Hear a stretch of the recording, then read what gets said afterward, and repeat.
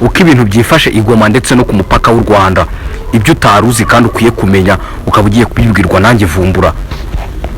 Abarwanyi b'umutwe wa M23 binjira mu mujyi wa Goma ku wa mbere ku itariki 27.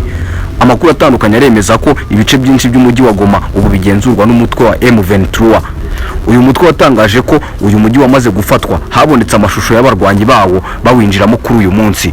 Bamwe mu basirikare ba FRDC bambutse umupaka bahungira mu Rwanda, aho bishingikije inzego z'umutekano z'u Rwanda nk'uko bivugwa n'ikigo cya leta cy'itangazamakuru RBA. Bamwe mu batuye i Goma bavuganye n'umunyamakuru wacu bavuga ko ibice by'amajyaruguru y'umujyi hafi ya byose bigenzurwa na M23. Umutwe wa ONU uvuga ko ufashwa n'u Rwanda, ibyo ubutegetsi bw'u Rwanda buhakana.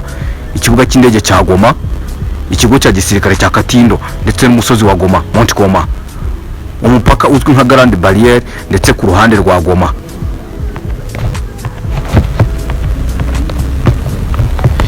Ese byifashe bite kuri ibice bitatu by'ingenzi ku gisirikare n'ubutegetsi muri uyu mujyi?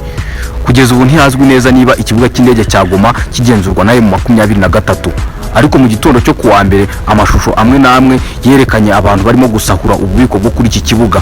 Ibi bishobora gusobanura ko kitakirinzwe n'igisirikare, nubwo bitazwi neza niba M23 ariyo ikigenzura cyangwa se igisirikare cya FRDC aricyo kikiri kugenzura iki kibuga.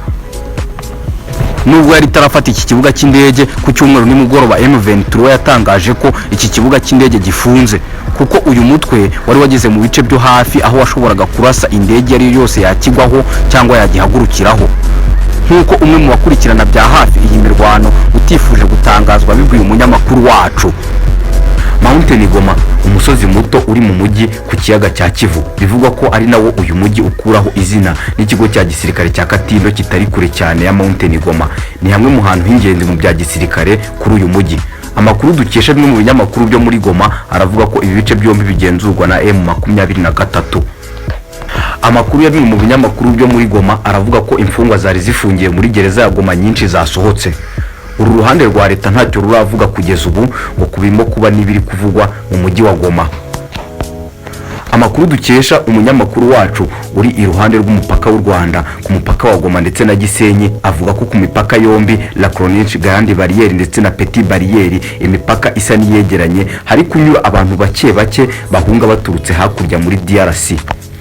Kuri iyi mipaka kuva ku cyumweru ndetse no kuwa mbere mu gitondo haciye abantu barimo abakozi ba ON ndetse n'imiryango mpuzamahanga ikorera i Goma bahunguye umujyi berekeza mu Rwanda. Mwambutsa ati hakurya haracyumvikana amasasu anyuzamo akiyongera, ndetse mu kanya igisasu cyatuguye iruhande hafi y'umupaka wa La Chronique ndetse abantu bahita bisaza. Hari amabisi yatanzwe n'u Rwanda biboneka ko yiteguye gutwara abantu b'abanyacyubahiro bavuye i Goma. Ku ruhande rw'u Rwanda imipaka ijya muri DRC irafunze ndetse nta uhegera, nta muntu uva mu Rwanda agana hakurya.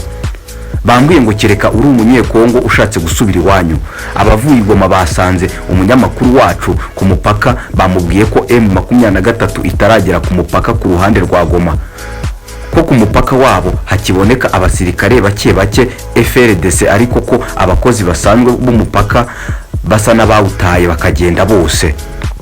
Ku ruhande rwegereye umupaka w'u Rwanda hari ukwigengesera ko ibisasu bishobora kuva hakurya bikaba byakwitura mu Rwanda bikaba byakwangiza.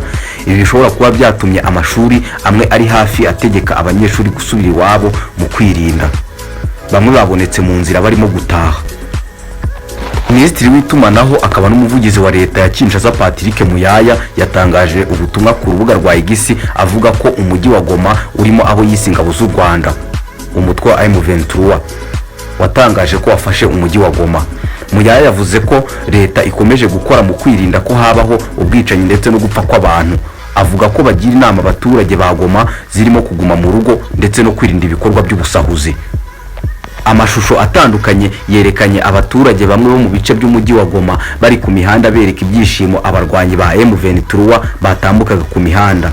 Uyu mutwe mu ijoro ryakeye wasohoye itangazo uvuga ko wafashe umujyi wa Goma, ko ibikorwa ku kiyaga cya Kivu ubihagaritse kandi usaba abaturage ba Goma gutuza. Kugeza ku gicamunsi cyo kuri uyu wa mbere ibice bimwe na bimwe bya Goma byari bicyumvikanamo amasasu, cyane cyane mu burasirazuba bw'uyu mujyi ahegera u Rwanda, nkuko umunyamakuru wacu uri Rubavu mu Rwanda abivuga. Mwari kumwe nanjye Imana ishimwe Vincent. Mr Vumbura. Turakomeza tubabwira amakuru yuko biri kugenda hagati ya M23 ndetse na FRDC. Ndabasaba gukanda subscribe ku TV yacu Vumbura TV, like, share ndetse na comment. Ushaka kutugezaho inyunganizi watwandikira kuri nomero ziri muri about z'iyi video.